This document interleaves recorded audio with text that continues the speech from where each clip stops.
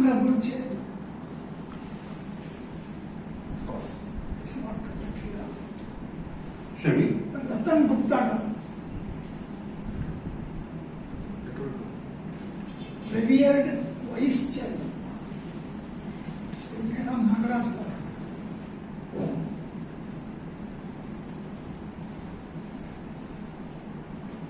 Honorable Secretary, Sri Pradeep Kumar.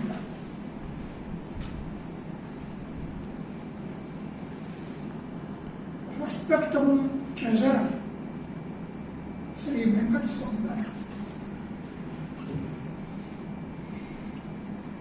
Honorable Chairman of the Student Association, Sri Dharga.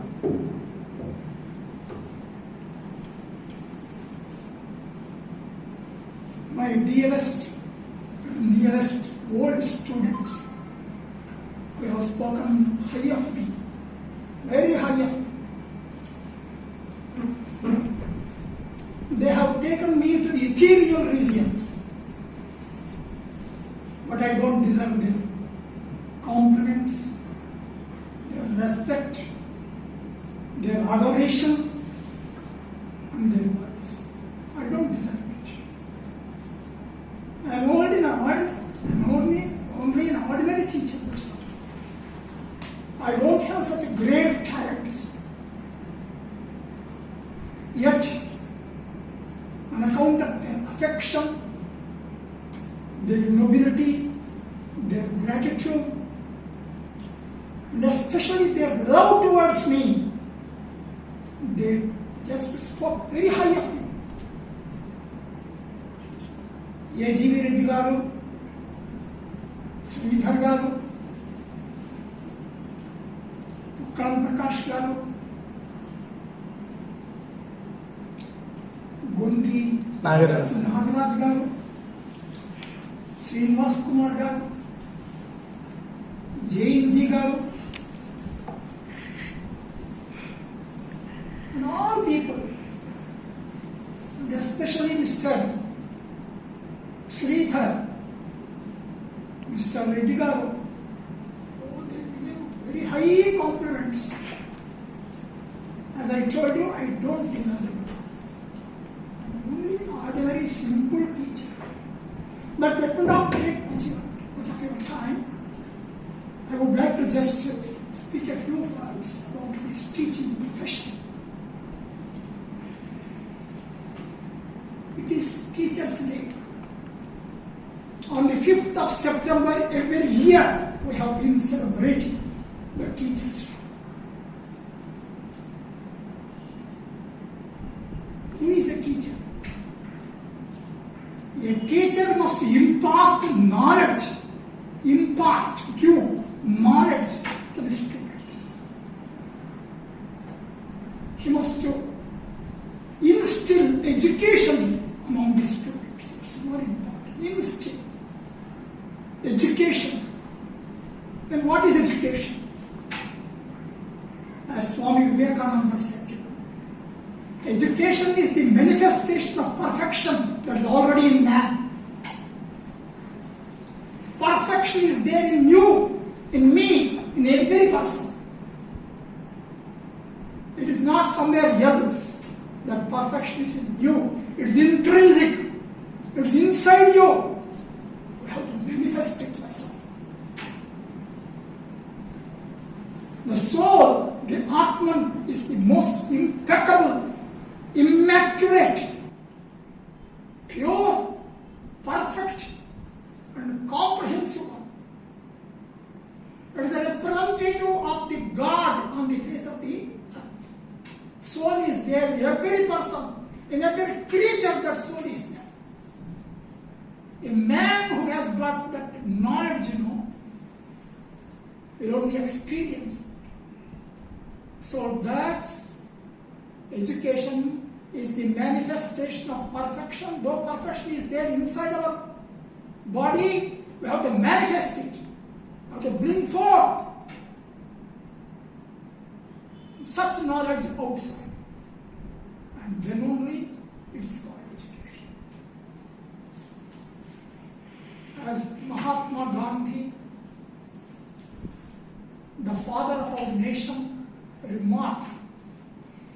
Education is the all-round development of the individual, body, mind, and soul. This is not my statement. This statement has been given by the father of our nation, Mahatma Gandhi. All-round development of the individual must be there. Body, very good physical body I had, but at present I have become very weak. India requires Bhimsen Raos, but not Balhin Raos. You must develop physically. As Swami Vivekananda said, what India requires are the muscles of iron, the nerves of steel, the gigantic wills which can penetrate the mysteries and secrets of the nature, accomplish their purpose in any fashion, even if it meant going down to the bottom of the ocean and meeting death face to face. Such people, young, energetic, enthusiastic, such people, youth, they must come forward and they should get education. The future of India depends upon you.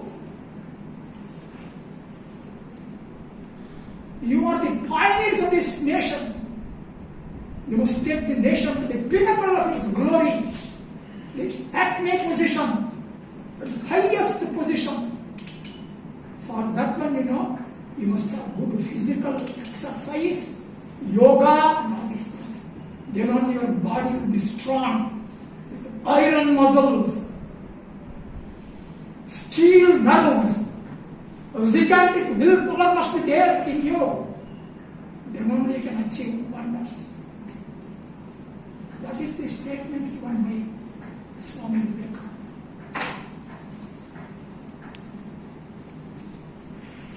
He went to Chicago. There he addressed the gathering of foreigners, doctors, engineers, technocrats, professors. Hundreds and thousands of people were there in the Parliament of Religions. They were spellbound by his speeches. Sisters and brothers of America, it fills my heart with joy unspeakable to rise in response to the warm and cordial welcome which you have given us. It is the first sentence he spoke in the Parliament of Religions. Sisters and brothers of America, it fills my heart with joy unspeakable to rise into the responsibilities of the what you call warm welcome we have given us. I thank you all in the name of the mother of all religions, and I thank you all in the name of the millions and millions of Hindu people of all classes and sects. That's what he said there. That was the first sentence he wanted to hear. They were spellbound.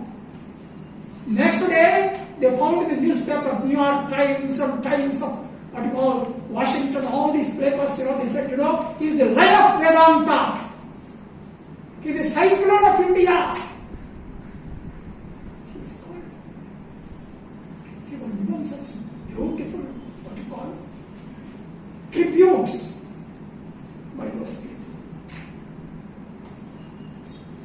He became a legend in the whole of the country there. Where people began to adore him. He was called the Lion of Vedanta. Such a powerful speaker, a great orator he was. Such greatness was there. Mahatma Gandhi was called, the half naked fakir of India. Churchill called him half naked fakir of India. But he didn't fear. Because he wore only a small dhoti and one shawl. That's all. He went there. They asked him to come in suit. No, he never cared. I don't come. My ordinary people of India, my farmers in India, my poor people in India wear the same dress. I wear the same dress and come. If you want, you can invite me. Otherwise, I don't want to come here.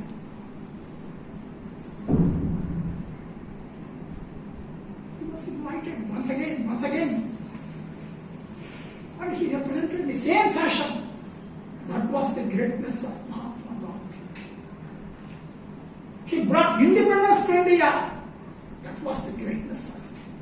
His willpower, his moral power, moral courage was there in him.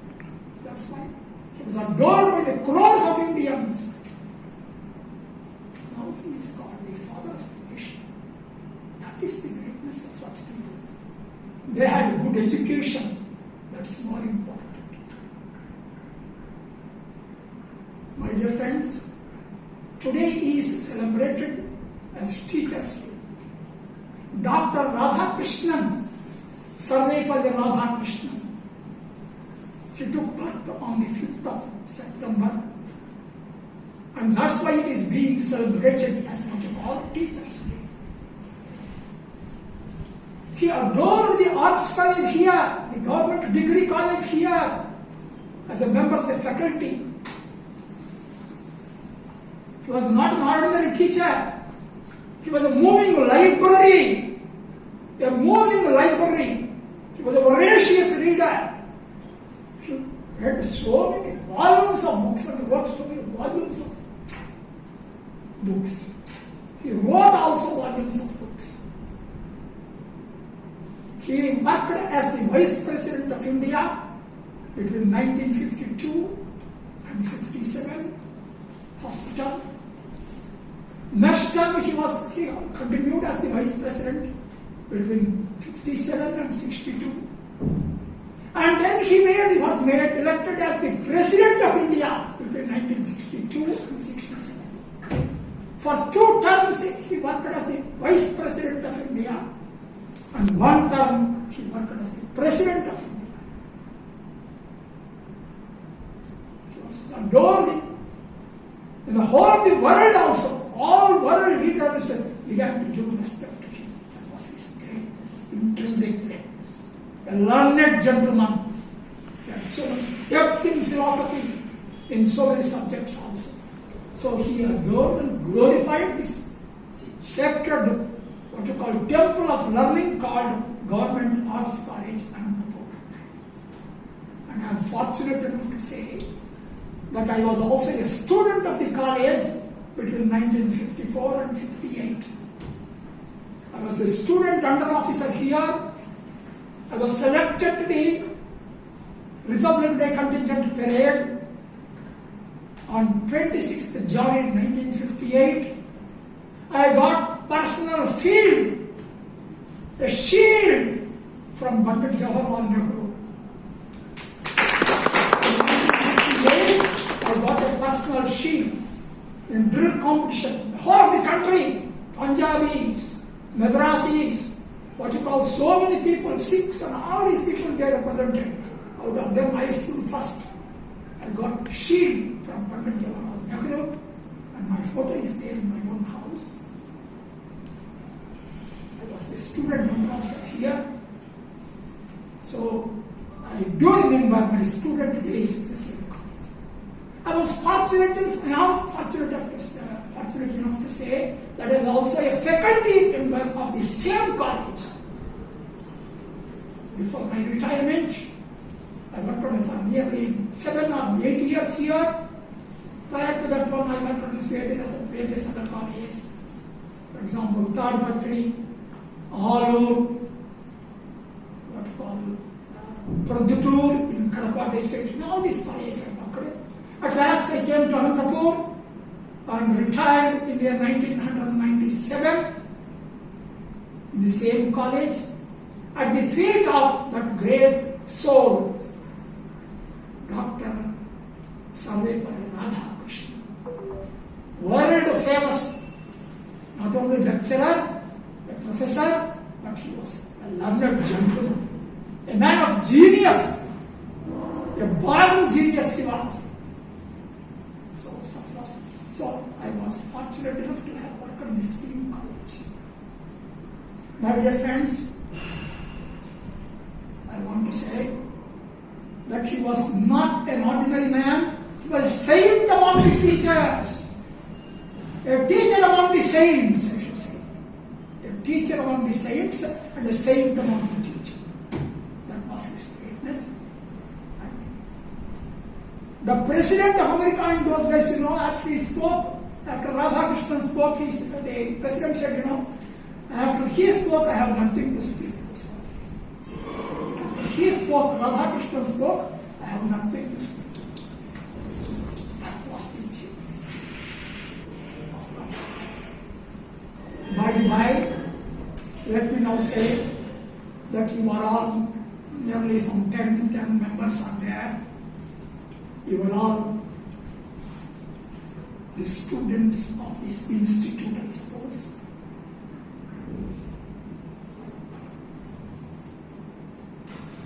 There is a very good relationship between academics, in which I worked as a lecturer, accountancy and finance. These are intermingled, interconnected.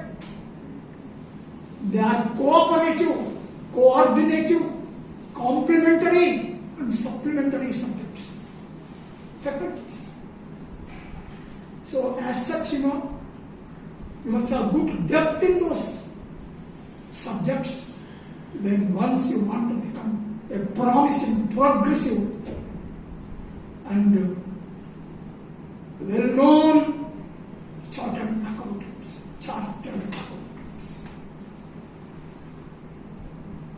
My dear friends, dive deep into the subjects. Read well. Read, chew and digest every item given in your, what you call, books. Read, chew and digest. Focus upon the important chapters. But go through all the chapters. Your material is there, I suppose. Working material or something. Studying material. Go through the whole. Not only that one, go through the various resource books. Go through them deeply. Burn your midnight lamps. Tax your brains. Learn them properly. Dive deep into subjects. Learn them properly. Don't go to the guides and all these things. Misled by them. Go to them. Chartered accountancy or chartered accountants, they have very good respect in society. You are the elite of the town, city. You are the elite. You are the cream of intelligentsia in society. So you must prove your worth. That's more important. Prove your worth. Recently,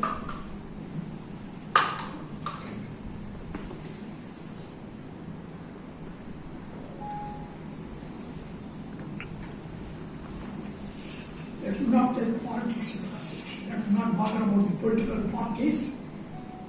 In 1969, when Srimati Indira Gandhi was the Prime Minister of this country, she nationalized 14 big banks. That was called bank nationalization in 1960. Later on, in 1980, 6 more banks were nationalized. That was the need of the hour in those days. The private banks were just feeding and they were exploiting the customers. As such, she nationalized those banks. In 1991, the whole of the economy in India was in turmoil.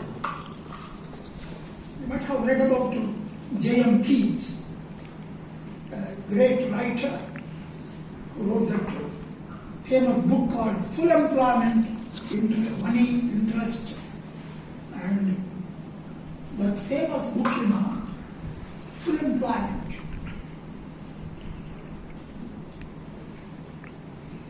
In In that famous book, he wrote very fine sentences.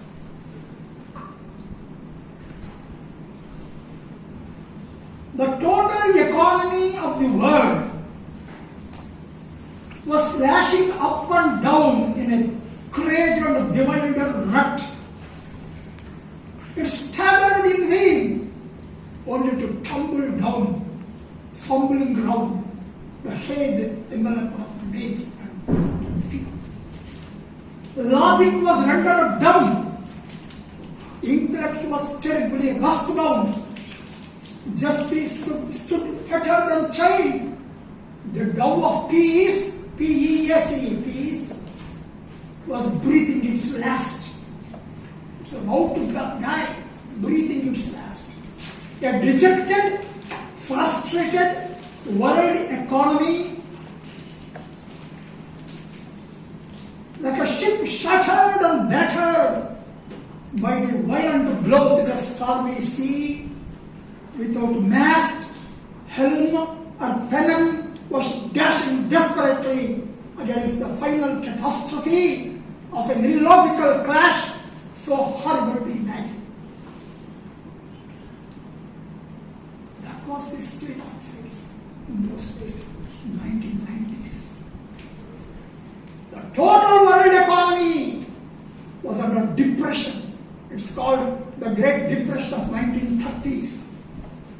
2930.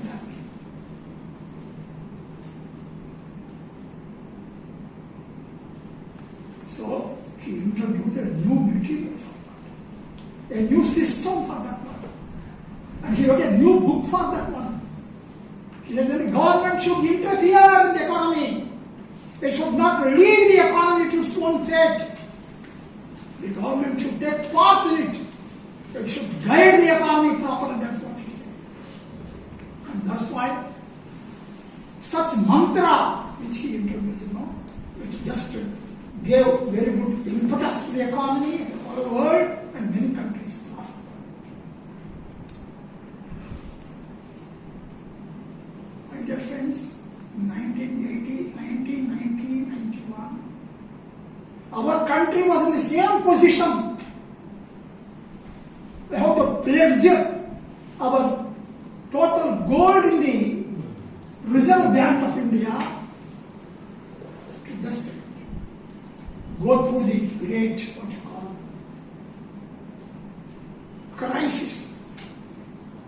To overcome the crisis, we are forced to pledge our gold in the Bank of India. That was the question. Somehow we overcame it. How? Because of P.V. Narasimha Rao, who was the Prime Minister of the country then, and Dr. Manmohan Singh, who was the Finance Minister. They introduced liberalization, globalization, privatization. These were the three mantras introduced by them, and especially Dr. Manmohan Singh. Hats off to him. He just brought it. In 2019, the same question happened in the whole of the world on account of this corona, lockdown system and all these things. The total global economy suffered a lot. Same case with India. Let us not bother about the politics and political parties. Srimati Indira Gandhi gave a dose then. Dr. Manmohan Singh gave the dose then. In 1969, she gave the dose. In 1991, Manmohan Singh gave the dose. P.V. Narasimha Rao. And now in 2019, same thing happened. Before that one, Prime Minister Modi took steps, It became a vibrant economy. The economy was making long strides on the road of development and regeneration. Our GDP was growing. In 2020, our economy was in a very bad condition. By 1920, he somehow tried his best. And we were the fifth, I should say, great economy. We occupied the fifth place in our GDP. Of course, we were just excelled by Britain. The first place now is occupied by USA with a 21 trillion economy, GDP. The next place is occupied by China with 14 trillion dollars economy. The third place is occupied by Japan. That's 7 or 8 trillion dollar economy. The fourth place by, I should say, Germany. 5 trillion GDP dollar economy. And the fifth place was occupied in India. Now it has been excelled by Britain, UK. Now once again, Mr. Modi has been taking, strenuous and stertorous efforts to bring up the economy, stertorous efforts. On account of certain throat infection, I am not able to just speak out properly. Now once again, the economy has been growing well. It is making very good strides in the development. We have excelled so many other economies. In spite of growing what you call laborious efforts put forth by all the other leaders, the economy could not come across what you call Britain. But now we are able to just go ahead once again. We have taken a U-turn now. By 1921, in this quarter, we have got 21% growth in GDP. 21% growth in GDP. If the same efforts are put forth by him, definitely we will achieve what is called $5 trillion GDP growth. I am sure we can achieve it. Let us not bother about, I told you, let us not bother about the political parties and all these things. Hats off to Srimati Indira Gandhi. Hats off to Manmohan Singh and P.V. Narasimha Rao. Hats off to Modi, who has been taking, laborious efforts to bring up the economy. So let us cooperate and coordinate with all these, especially our Prime Minister. Now, I told you already that the chartered accountants, you occupy a very important place in the economy. You are the elite of the town, city. You are the, cream of intelligence of this city. So, just to try to be honest. My last words to you is, come on, be honest. Be truthful. There should be patriotism, humanitarian outlook, honesty, dignity, decency, and uprightness in your efforts. That's what is needed. We should not be mad after money. Of course, money will just come to you. But have such humanitarian outlook. Have that national feeling, that patriotism. No, India should prosper. You take your clients also, to be honest. Let them pay their taxes properly. So I went to just submit my income tax returns to the sub-treasury. There was one of my old students was there. Let me not tell her name. She called me and said, "Sir, you have not just taken out this house rent from your this one. If you deduct it, your tax will be reduced." So I said, "No. Let me pay my own taxation become one of the tools in the progress of this economy. What is that? I am getting so much income. It goes like tax. What is that? Your clients will also come to you. See how to just escape taxation and all these things. Tell them properly. All right. Honestly, if you have got any such commitments, I should do that. Otherwise, we must pay the taxes. We must pay the. How can the government run without your taxes and all these things? You must. So tell them, come on, do it properly. Be honest. Be patriotic. Be humanitarian. So if you tell them properly, definitely many of them will pay their taxes properly, and the government can just work for the development of the country. Lastly, let me tell you that our nation needs two important things. Number one, development. Number two, welfare. These are the two wheels needed for just to driving. The two wheels. These are two legs needed for walking. These are the two eyes needed for what you call seeing. These are the two hands required for working. Development on one hand and welfare. Most of the state governments, they have been taking welfare activities to get votes. Work for the development of the country also.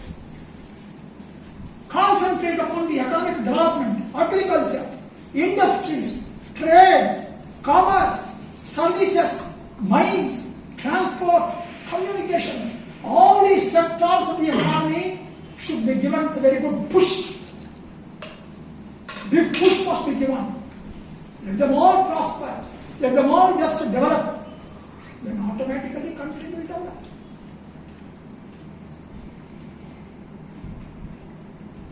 That's more important. At the same time, social justice, economic justice, welfare activities, all these things must be good. The poorest sections, the poorest of the poor, the old people, the physically disabled, mentally disabled people, they should be given their own share in the economic prosperity. They should be given their own share in our financial resources. They should be given. Give them very good pension on this. Why do you give pension to all people? Students who have been, children who have been admitted into the what you call private institutions and who are paying thousands of what you call rupees of fees and all these things, they are being given what you call government subsidy. A shame. They won't be. If they are really poor, they must study in the government institutions. But they are studying in the private institutions and they are paying huge amount of what you call payment, fees and all these things. Yet they are getting exemption and they are getting reimbursement. I don't speak about the parties. There is Telugu Desam party or SIRC party or Congress party or BJP, whatever the case may be. Give welfare schemes or what you call subsidies and also what you call economic and financial aid only to those people who deserve it. Poor people, physically disabled, economically disabled, what you call mentally disabled, distorted. Such people should be given the financial aid and all these things. I have seen so many people. They have got two houses. They are also getting what you call. Jagannath Reddy garu run the economy when so many people are exploiting and this. He can't get them. He cannot come and individually check all these things. Chandrababu Naidu garu cannot come and check all these things. No, that's not it, right? So welfare schemes must be introduced. Poor people should be physically, mentally disabled people must be helped, but not the physically strong and economically strong, financially strong people. No, they should not be here. That's what is wanted. So I request all of you to understand all these things because you know them perfectly well. So my throat is getting infection. My throat infection is there. I'm not able to speak properly. If I have hammered you, I'm very much sorry. Lastly, do not least, I should say, Prime Minister Modi recently said in one of your gatherings, he said, that the chartered accountants occupy a very pivotal position in our society. Your designation is more powerful than the Prime Minister of the country. That's what he said. Your designation, CA designation, is more powerful than that of the Prime Minister of the country. He also said that the value of the assurance given by the CA or chartered accountant is more valuable than that of the President of India. That's what he said.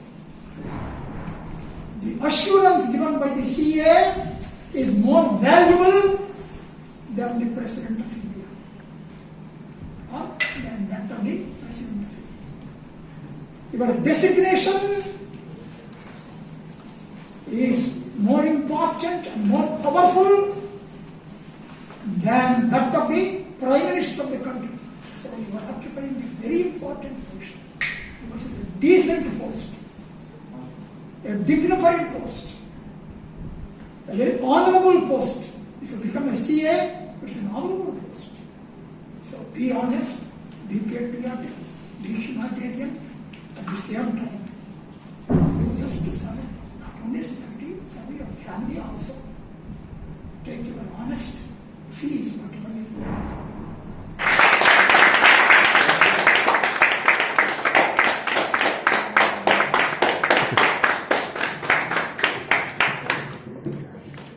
Photo తీసుకుంటా ఉండు.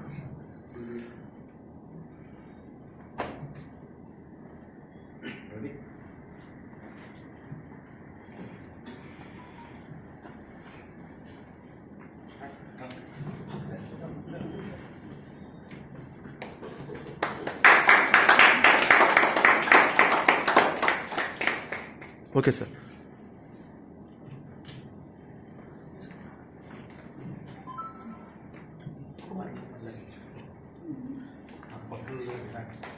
Sir ఇప్పుడు తిరిగాను sir. నానా sir sir ఇప్పుడు తిరిగాను sir. దండ వేస్తుంది sir. Okay sir.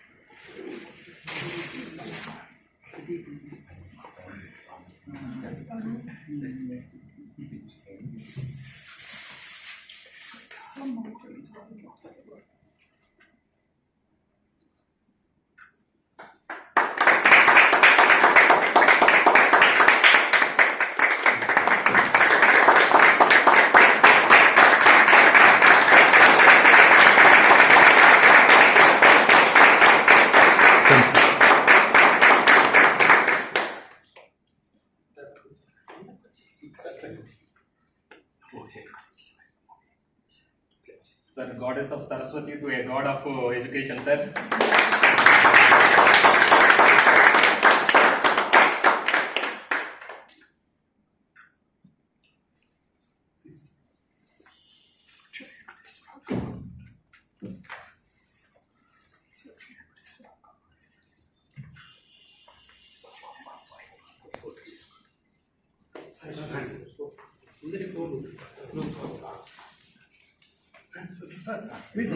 I pray to God to bless all of you in all your activities, And I pray to Guru to bless you with good health, long life, all prosperity, and Godspeed in your efforts.